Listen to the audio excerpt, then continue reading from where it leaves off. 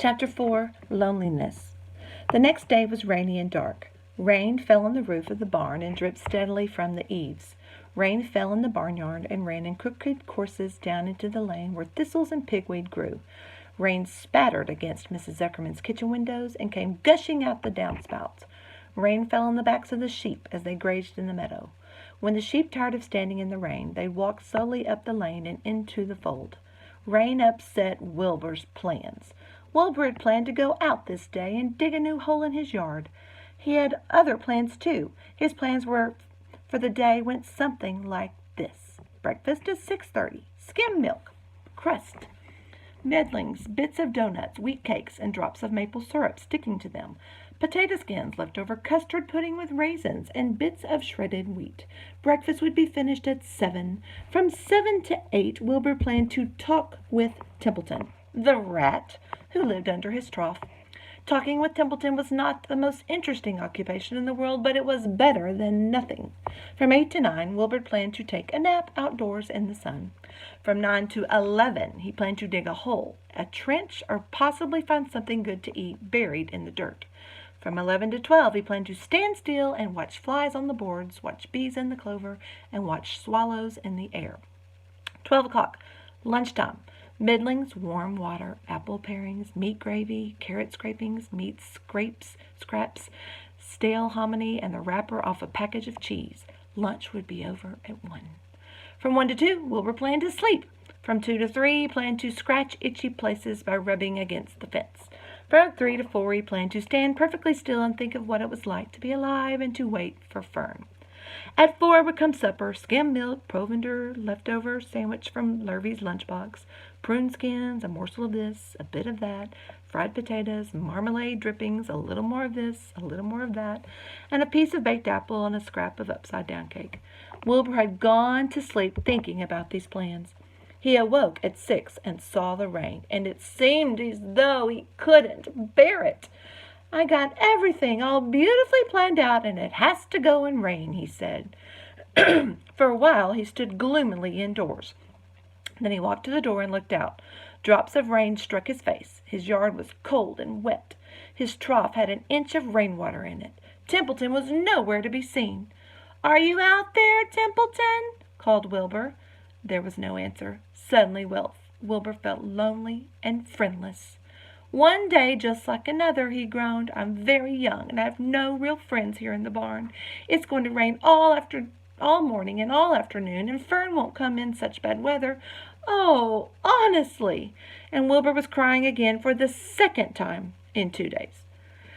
At 6:30, Wilbur heard the banging of a pail. Lurvy was standing outside in the rain, stirring up breakfast. "Come on, pig," said Lurvy. Wilbur did not budge. Lurvy dumped the slop, scraped the pail, and walked away. He noticed that something was wrong with the pig. Wilbur didn't want food. He wanted love. He wanted a friend, someone who would play with him. He mentioned this to the goose, who was sitting quietly in the corner of the sheepfold. "Will you come over and play with me?" he asked. Sunny, sorry, Sunny, sorry, said the goose. "I'm sitting on my eggs, 8 of them. Got to keep them toasty warm. Got to stay right here. I'm no flibberty-ibberty-gibbet. I do not play when there are eggs to hatch. I am expecting goslings." "Well, I don't think you were expecting woodpeckers," said Wilbur bitterly. Wilbur next tried one of the lambs. "Will you please play with me?" he asked. "Certainly not," said the lamb.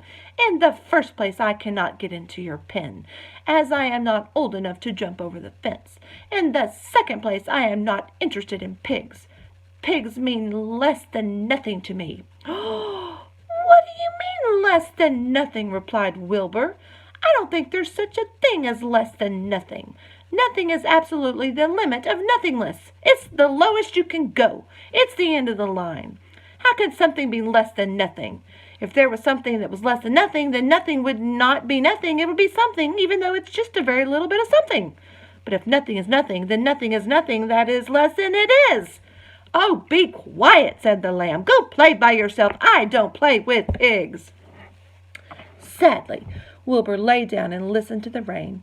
Soon he saw the rat climbing down a slanting board that he used as a stairway. "Will you play with me, Templeton?" asked Wilbur. "Play," said Templeton, twirling his whiskers. "Play, I hardly know the meaning of the word." "Well," said Wilbur, "it means to have fun, to frolic, to run and skip and make merry." "I never do those things if I can avoid them," replied the rat sourly. "I prefer to spend my days eating, gnawing, spying, and hiding. I'm a glutton, but not a merry-maker. Right now, I'm on my way to your trough to eat your breakfast, since you haven't got sense enough to eat it yourself." And Templeton the rat crept stealthily along the wall and disappeared into a private tunnel that he had dug between the door and the trough in Wilbur's yard. Templeton was a crafty rat, and he had things pretty much his own way. The tunnel was an example of his skill and cunning. The tunnel enabled him to get from the barn to his hiding place under the pig trough without coming out into the open. He had tunnels on and runways all over Mr. Zuckerman's farm and could get from one place to another without being seen. Usually he slept during the daytime and was abroad only after dark. Wilbur watched him disappear into his tunnel. In a moment he saw the rat's sharp nose poke out from underneath the wooden trough. Cautiously, Templeton pulled himself over the edge of the trough. This was almost more than Wilbur could stand on this dreary, rainy day to see his breakfast being eaten by somebody else. He knew Templeton was getting soaked out there in the pouring rain, but even that didn't comfort him. Friendless, dejected, and hungry, he threw himself down in the manure pile and sobbed. Late that afternoon, Lurvy went to Mr. Zuckerman. "I think there's something wrong with that pig of yours. He hasn't touched his food." "Give him 2 spoonfuls of sulphur and a little molasses," said Mr. Zuckerman. Wilbur couldn't believe what was happening when Lurvy caught him and forced the medicine down his throat. This was certainly the worst day of his life. He didn't know whether he could endure the awful loneliness any more. Darkness settled over everything. Soon there were only shadows and the noises of the sheep chewing their cuds, and occasionally the rattle of a cow chain up overhead. You can imagine Wilbur's surprise when out of the darkness came a small voice he had never heard before. It sounded rather thin but pleasant. "Do you want a friend, Wilbur?" it said. "I'll be a friend to you. I've watched you all day, and I like you." "But I can't see you," said Wilbur, jumping to his feet. "Where are you? And who are you?" "I'm right up here," said the voice. "Go to sleep. You'll see me in the morning." So that's the end of chapter 4, and we have now been introduced to the problem of our story. Okay, the chapter's loneliness, and that is definitely a problem. But what did he say he was? He was friendless, and all he wanted was love.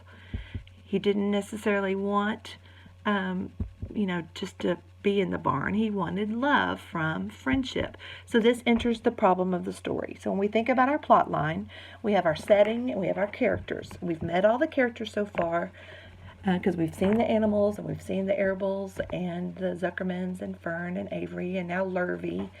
But we've now met the animals in the barn. There's horses and sheep and pigs and lambs and roosters and goose and gander and, of course, Wilbur. And so now the problem is Wilbur feels lonely and he wants a friend. He doesn't know he wants to know what it's like to be alive.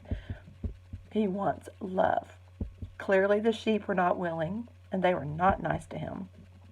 Templeton was only worried about food. And then he heard this sweet voice. "Go to sleep, you'll see me in the morning." And of course we can infer who this is going to be. But just note, in our setting of our story, we've now been introduced to the fact that Wilbur is lonely and wants a friend. So we'll talk more about that tomorrow. Bye.